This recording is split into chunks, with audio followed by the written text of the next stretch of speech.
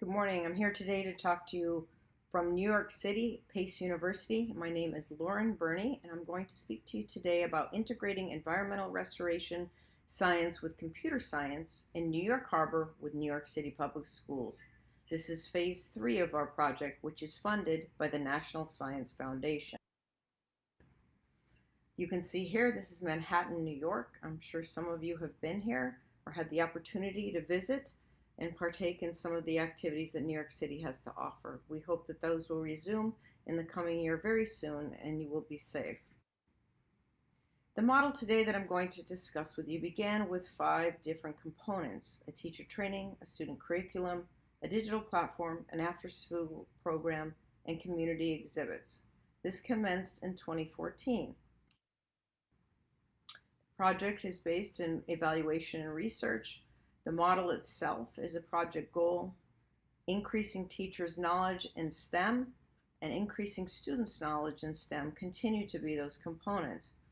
Additionally, focus now remains on creating careers in the STEM industry for students and maintaining their interest in STEM. The project itself takes place on Governor's Island, which is just off the southern tip of Manhattan in New York City. You can see here we have some of our oyster cages with some of the students working alongside. The first pillar of phase 3 is teacher training in computer science, data science, and STEM career exploration. The second pillar is student curriculum in computer science and data science, which is created and generated by teachers alongside scientists and alongside curriculum specialists. Pillar 3 is the Summer STEM Institute for middle and high school students in New York City, which is hosted by Pace University. You can see that the students have the opportunity to partake in field science at the same time as they are learning about data science, Python, coding, and other activities. Pillar 4 is the community-based restoration STEM C hubs. These hubs are located out in New York Harbor, and students travel to these various locations to collect data. They then bring the data back to their classrooms where they are analyzed with their teachers, and they look at the various tools and methods in which data can be analyzed. This is middle and high school students. As you can see here, the cages are quite large, so sometimes it takes 2 students to bring up these cages. But the students are very stalwart and engaged in terms of gaining the access to the various components of the cages, and all safety measures and precautions are taken as students do this research. The original 5 pillars are located here. As we've transitioned through the various phases, we have amended the components of the pillars to make sure that they are improved and the efficiency and effectiveness of all the pillars are functioning at an optimal level. So our evaluator works alongside us to inform us of things that are going well and things that can be improved upon. The project leadership and deliverables and outcomes are very important. These are what are generated by the project itself, as well as all the constituents within the project. The evaluator, the researchers, the leadership team, the implementation team, and the dissemination team all compose the various components of our work. This picture depicts Lower Manhattan, and as you can see, students are required to go out into the field, gather data, gather information. They then bring that back to the classroom where it is discussed with the teacher, as well as uploaded into our digital platform, which I will speak to shortly. With our original plan, we created a model that would include all of the partners as constituents and learning alongside one another, as well as giving feedback to improve the various methods that we look at in terms of evaluation and research. Given that there's 17 partners, it's a very large project, and so we have to make sure that the alignment within the partnerships stay aligned.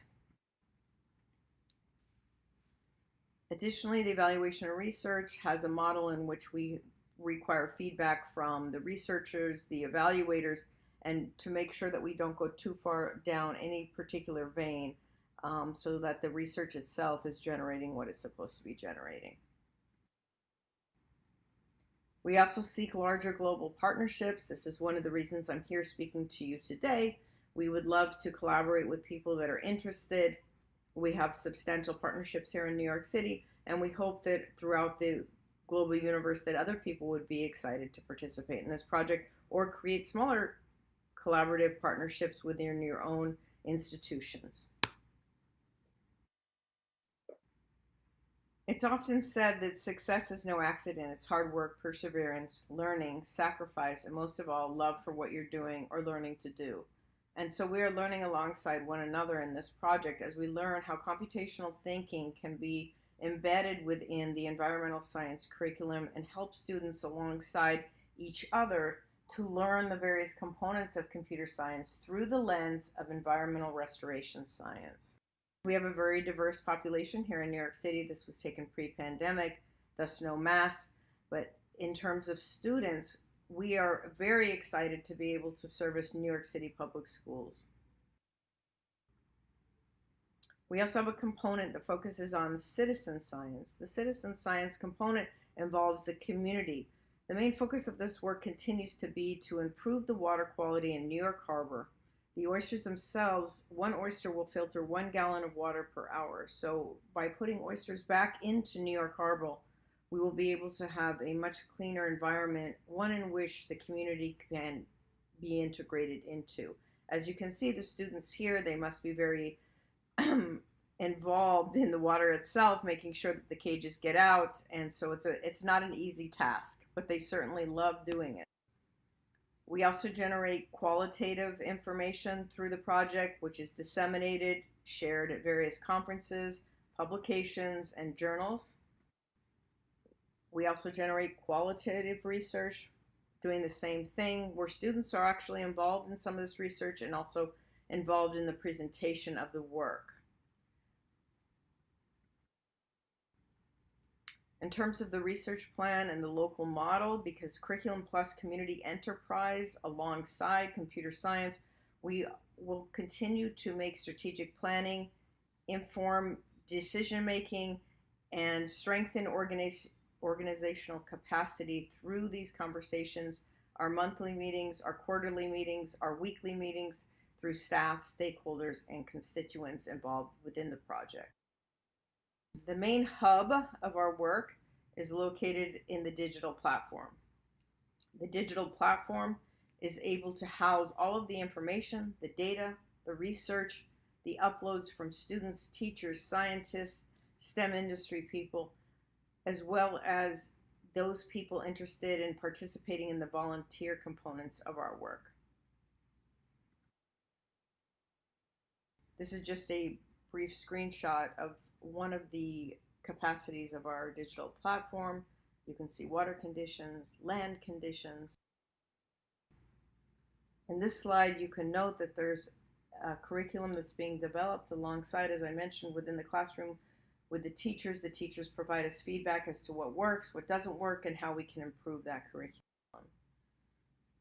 This slide depicts the teacher working alongside the students once they've come back from working in the field. It's very important for the students to have the field experience as well as the experience within the classroom. These two go hand in hand and allow for the teacher and student to build a bond, but also to discover research in two different capacities.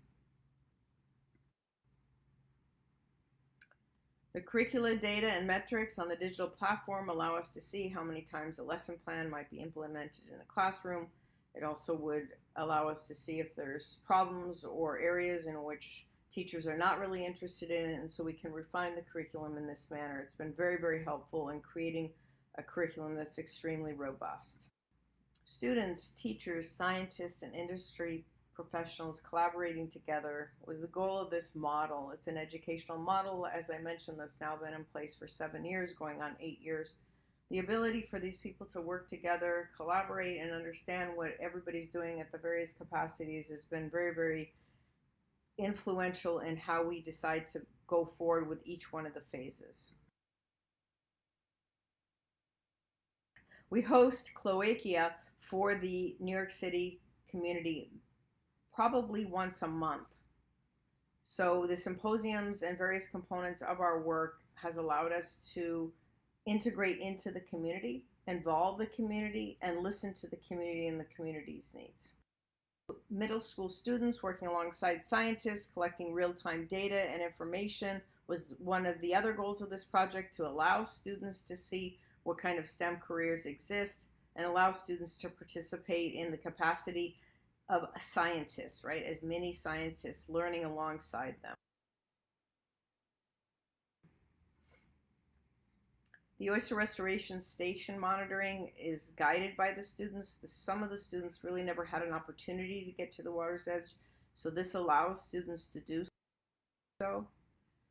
The data and the metrics on the digital platform are then available to a global community. People in Australia or Europe or China then have the capacity to be able to see what's happening in New York Harbor and have their students do the same thing, as well as connect with our students. That's always been a very, very important goal for us, to broaden participation and growth through that. The idea once this project is over is that we leave a footprint in terms of what we've accomplished and a model that will be sustainable and long-term. We hope that all of these items, such as the curriculum, the field science manual, the white papers, the journals and publications, videos and film, permanent displays at the New York Aquarium, the digital monitoring platform, the STEM teacher training model, the STEM mentoring model, the restoration-based community science model, and the mobile applications that have been created by students will all be something that would be exceptional to the STEM community. Ultimately, these partnerships that we've established are long-term, they're ongoing, and they allow for the partners themselves to go out and get future funding based on their own particular areas of research. We hope that in the future, given that the New York Harbor will have clean water, that all participants in New York City and stakeholders would be able to go out and visit the water's edge, such as this picture shows, to be able to integrate into nature, to see what's happening in our environment here, and participate on a different level in New York Harbor. We also hope that there will be living breakwaters, which is designed by SCAPE, completed in 2024, that would allow for communities to come in and do research themselves, see various displays, and participate together working alongside scientists. I understand that some of the days are like these, right? Where you have a bull and I'm the fearless girl and you're trying to get over this whole entire project because there's some days things don't always go as planned. And so we all have those days. And I always remind myself, you know, you have to be fearless, and at the end of the day, we can conquer anything we put our mind to. Thank you so much for listening to me today. It's been a pleasure to be here to speak with you. I hope that you will come to New York City once it's safe to visit us. You are welcome to come see the various programs we have in place and visit the locations that we have working right now. I wish you a wonderful day. Thank you again for your time. My name is Lauren Birney from Pace University in New York City. Thank you.